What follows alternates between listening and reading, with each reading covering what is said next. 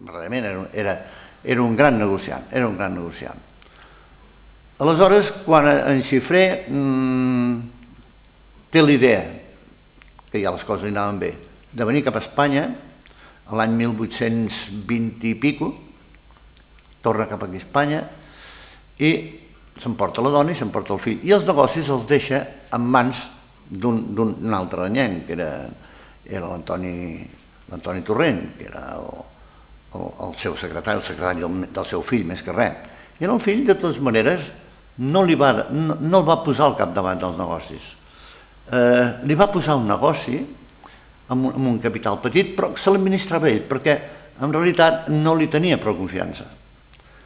I el fill anava fent, però en realitat el que li portava els negocis a la mà era Antoni Carbonell, que era el secretari. S'instal·la aquí a Espanya, ve a Barcelona, i al quedar-se aquí a Barcelona els diners no els porta a Espanya. Per què no els porta aquí a Espanya? Tots els diners. Tots els indians portaven aquí, i sobretot a l'Eixample, això més cap aquí. A l'Eixample es van construir aquelles grans cases, el Passeig de Gràcia, la Rambla Catalunya, tot l'Eixample, pràcticament, si no un 80%, un 50% eren diners d'ultramar.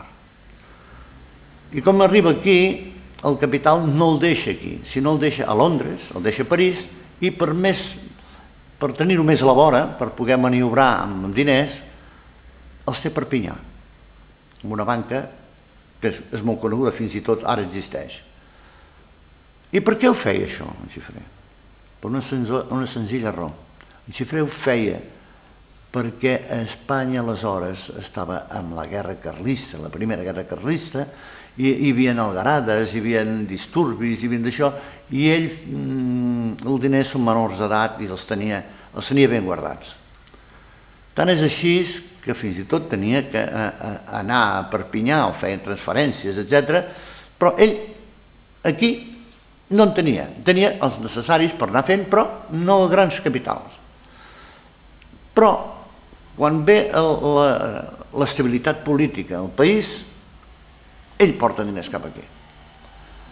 Ve l'època que es tiren les muralles, derrueixen les muralles de Barcelona, i el derruir les muralles vol dir l'ensanxa de Barcelona. Ell, que era astut i sabia el mar, sabia que al mar allà hi havia el previndre de la ciutat, amb subhasta pública va comprar al passeig Isabel II, al costat de la plaça Palau, un solar que allà hi havia precisament les muralles. Aquell solar li va portar problemes, perquè va tenir que reomplir tot allò. A part d'això, l'Estat li volia cobrar unes taxes, o sigui, l'administració sempre m'embolica per anar cobrant més, però ell, com que tenia molts diners, guanyava tots els plets, me'l van deixar.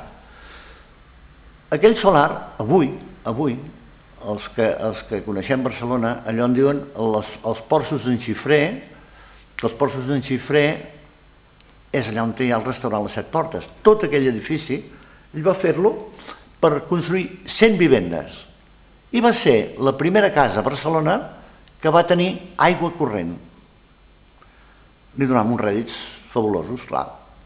Però és que, a més, si us fixeu, va comprar allò, Llotja davant, el mar, el Palau de la Governació, era el cogollo de Barcelona d'aquella època. A més, es va instal·lar ell primerament a la plaça Real. A la plaça Real ell ja tenia la vivenda. I després va traslladar els seus despatxos, la vivenda, tot en aquest edifici que estic dient. L'edifici va ser molt singular, molt emblemàtic, és encara emblemàtic de Barcelona.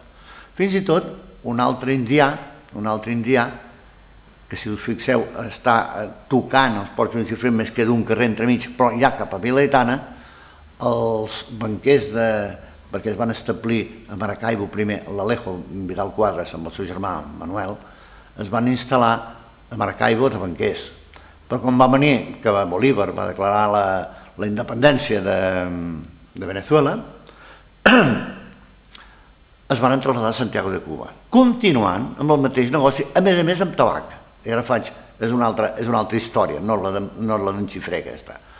Però dic això perquè veieu que aquell edifici va ser tan emblemàtic que fins i tot quan es van establir els Vidal Quadras de banquers a Barcelona varen fer el mateix que va fer en Xifré, fer-se un edifici singular al costat de l'altre.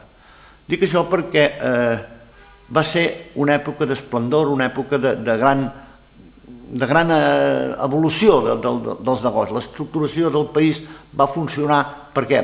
Pel capital que venia d'ultramar. Com he dit abans, la majoria dels edificis de l'Eixample són diners no vinguts d'Argentina ni de diners de Cuba, perquè Cuba pels catalans va ser les indústries, l'Espanya industrial, a Canet, les indústries de casa, diners vinguts a Cuba, perquè venien aquí i no sabien què fer d'aquells diners. Primerament perquè ja Espanya havia perdut Cuba, ja parlo més de l'època de començaments del segle XIX, i aquells diners que venien de Cuba, que se van poder emportar, els van emplear fent les cases de l'Eixample. Aquelles cases de l'Eixample, aquells homes vivien de renta i vivien com americanos, els coneixíem aquí com americanos, amb el seu barret blanc de palla, el seu rellotge d'or, amb l'armilla, passejant amb un bastó de bambú, feien d'indians.